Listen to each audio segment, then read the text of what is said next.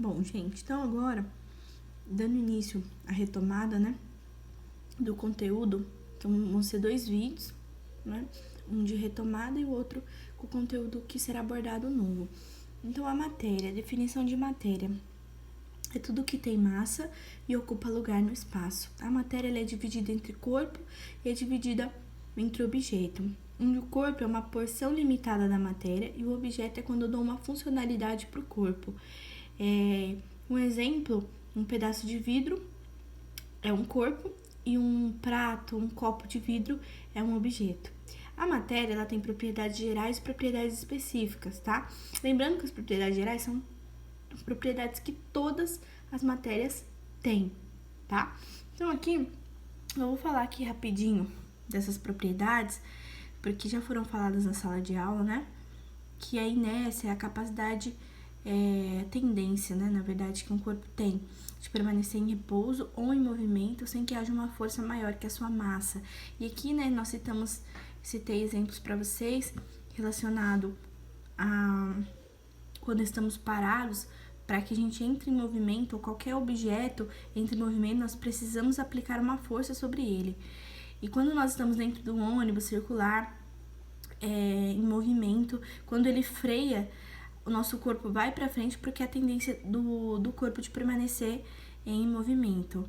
A impenetrabilidade, ela me diz que 2 corpos não podem ocupar o mesmo lugar no espaço ao mesmo tempo. A indestrutibilidade é que a matéria não pode ser destruída e nem criada. E vem daquela famosa frase de Lavoisier, né? Que eu passei para vocês, que na natureza nada se perde, nada se cria, tudo se transforma. Então, a matéria ela está em constante transformação. Então, muitas coisas que a gente conhece hoje é proveniente dessa transformação. Então, nós não perdemos matéria e nem criamos, ela apenas se transforma. A massa, né, que está dentro da definição de matéria, que é nós utilizamos a unidade em gramas, ou quilo, miligrama, né, mas geralmente nós trabalhamos com grama. A extensão é o volume que a matéria ocupa. Nós utilizamos a unidade de medida litro, ou ml, ou centímetro cúbico. A elasticidade, que é a capacidade que um corpo tem ao ser aplicada uma força, né? E ele voltar ao seu estado inicial. Quando a gente aplica uma força elástica, ele volta ao seu estado inicial, né? E a compressibilidade, que é a capacidade que os corpos têm de aguentar determinadas pressões. Então, todo material, toda matéria aguenta pressão, tá? Algumas mais, outras menos. Lembrando que a pressão é a força sobre a área, correto? Bom, agora nós vamos ver as propriedades específicas. Dentre as propriedades específicas, nós temos as organolépticas, que são aquelas que dão sabor, que dão odor, que dão uma característica, né, de cor para minha matéria. As químicas têm a ver com questão de reatividade, alguns materiais são mais reativos que outros, a questão também de combustão, né, que alguns materiais entram em combustão mais facilmente que outros, também é uma propriedade específica. Nós temos também as físicas. Aí dentro das físicas eu queria só comentar com vocês a respeito, né, de algumas propriedades importantíssimas, que é o ponto de fusão, o ponto de ebulição, a densidade, que foi o que a gente trabalhou assim bem dentro da sala de aula, né? A densidade e a solubilidade. Solubilidade também nós falamos, né? Lembrando que a densidade é a relação da massa sobre o volume e que o ponto de fusão e ponto de ebulição, que eu vou explicar olhando aqui o nossos estados de agregação da matéria e as transformações de estado físico, e aí eu já entro mais detalhadamente um pouco sobre ponto de fusão e ponto de ebulição. Gente, eu vou anexar, né, na plataforma um exercício sobre ponto de fusão e ponto de ebulição, tá? Porque pelos exercícios que vocês me encaminharam, que eu vi que vocês realizaram, ainda tem algumas dúvidas. Então, existe esse exercício lá na plataforma, tá ok? Vocês vão olhar esse exercício e tentar resolver os exercícios propostos, tudo bem?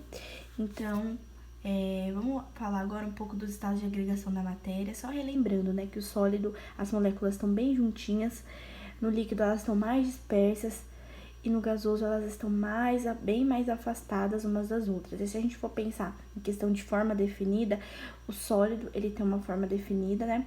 O líquido, ele tem a forma do recipiente que o contém, e o gasoso, ele não tem forma e ele também não tem volume definido. Por quê? Porque ele vai...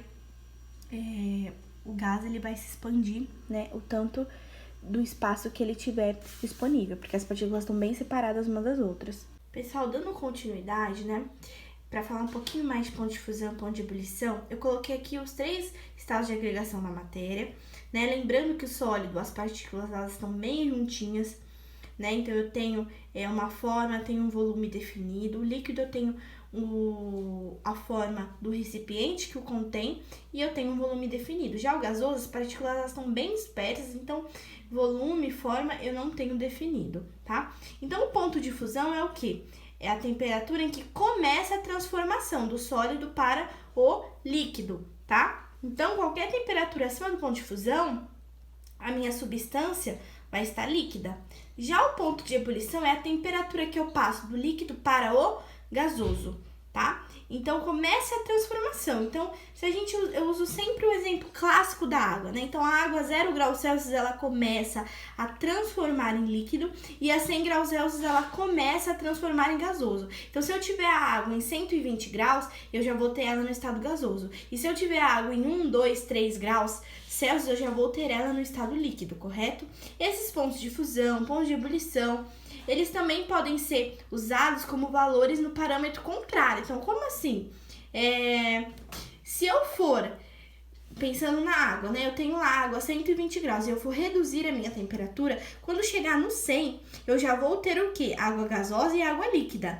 Conforme eu for diminuindo a temperatura, então se eu tiver 99, 98, eu já vou ter água totalmente líquida. Por quê? Porque o ponto de condensação é o mesmo que de ebulição, só que nós estamos reduzindo a temperatura do sistema, correto? No caso do líquido para o sólido é a mesma coisa. Quando você coloca a forminha de gelo no freezer, quando chega a 0 graus Celsius a temperatura, eu começo a ter a formação do meu gelo. Quando eu reduzo mais a temperatura para -1, -2, -3, a minha água já está totalmente sólida, tá ok? Então, isso é só para vocês compreenderem mais. Aí, nós temos o estado sólido para o estado gasoso, que nós chamamos de sublimação, e do gasoso para o sólido, sublimação também. Então, é o mesmo nome, tá? Um exemplo clássico é o gelo seco, que é o CO2 congelado, que quando nós tiramos ele do freezer com temperaturas baixíssimas, ele já sublima, formando um gás. Tá ok? Então, é basicamente isso, a questão do ponto de fusão e ponto de ebulição. Lembrando que cada matéria tem o seu ponto de fusão e ebulição específico. Bom, gente, agora nós vamos relembrar sobre o termo de matéria, né? Então, a matéria, a definição dela, como eu falei anteriormente, é tudo que tem massa e ocupa lugar no espaço. A matéria, ela é constituída por átomo. Esses átomos, né, a ligação desses átomos formam moléculas, e essas moléculas, a junção, a união dessas moléculas formam as substâncias. Nós vamos falar mais dos átomos quando a gente for falar de tabela periódica, de ligação química, aí nós vamos dar uma aprofundada nisso, tá? Então, mais para a próxima semana ou para outra semana nós vamos falar sobre isso. As substâncias, nós falamos, né, da classificação.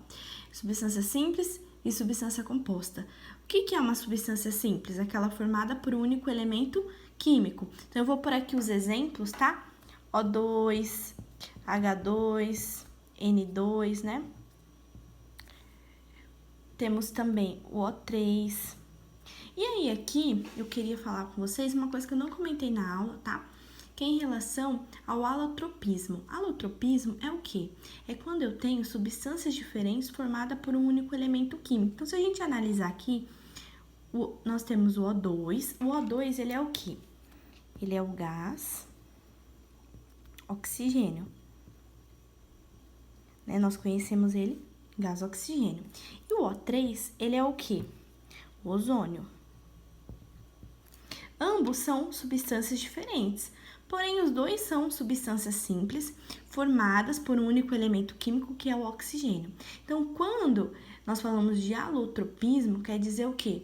Substâncias diferentes formadas pelo mesmo elemento químico, tá? O que está mudando do gás oxigênio para o ozônio, a quantidade de oxigênios que eu tenho na minha molécula, correto? Então, eu posso dizer que o O2 e o O3, os dois aqui, ó, o O2 e o O3, que eles são alótropos um do outro. Então, eu vou escrever aqui, ó, alótropos um do outro, que são esses que eu grifei, o oxigênio e o ozônio, correto? Então, essa é uma terminação também que eu acabei não falando com vocês, tá? Que eu ia passar pra vocês, né? Mas infelizmente não deu tempo, por conta de todo esse ocorrido. Mas agora eu estou falando pra vocês. Então, lembrem sempre, em substâncias simples, os alótropos são aqueles que são substâncias diferentes de um mesmo elemento químico. Aí nós temos as compostas, que são o quê? Aquelas formadas por 2 ou mais elementos químicos. Temos o CO2, que é o dióxido de carbono, né? Ou também conhecido como gás carbônico. Temos a água, né? H2O.